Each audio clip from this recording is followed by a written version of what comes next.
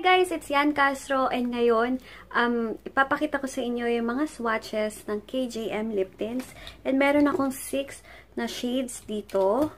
Meron ako nung Pink Puff. Meron ako nung Bewitch, Fuse, Summer Kiss, Dulled, and Girl. Meron akong 6 na shades na ipapakita sa inyo para may idea kayo guys kung ano yung mga type nyong color na tint sa inyong mga lips. And ang dami nagtatanong sa akin kung ano yung pinaka-favorite ko. Ang pinaka-favorite ko guys, sa mga light pink muna, itong Pink Puff and Dulled. And syempre yung Girl Talk. Maganda yung tatlong to. Sa mga pink-pink lang. Then meron din kasing orangey na shade, itong Summer Kiss, and then meron tayong dalawa nun dark.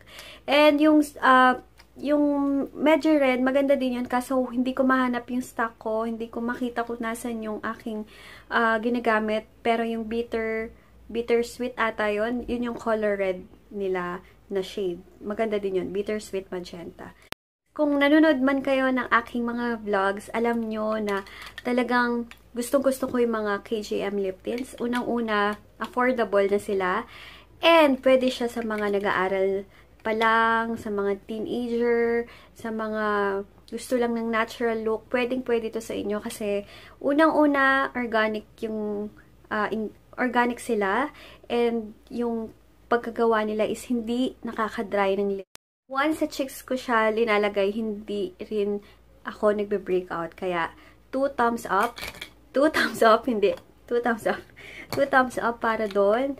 And, what else? Ang gusto ko din, yung packaging nila ngayon. Kasi before, ang packaging nila, yung lumang packaging nila, yung tumatagas, yung parang liquid sa loob. Buti ngayon, hindi na. Thank God. At pinalitan nila yung packaging ng kanilang tints. Kasi before, tumatagas talaga siya. And yung bag ko punong-puno ng red marks dun sa lumang packaging. Buti ngayon, hindi na. And, ayan, ganyan lang siya kaliit. Pero matagal na to guys. 10 ml. 10 ml yung bawat isang lip tint. Kung interesado kayo na bumili, maglalagay ako sa information box ng seller.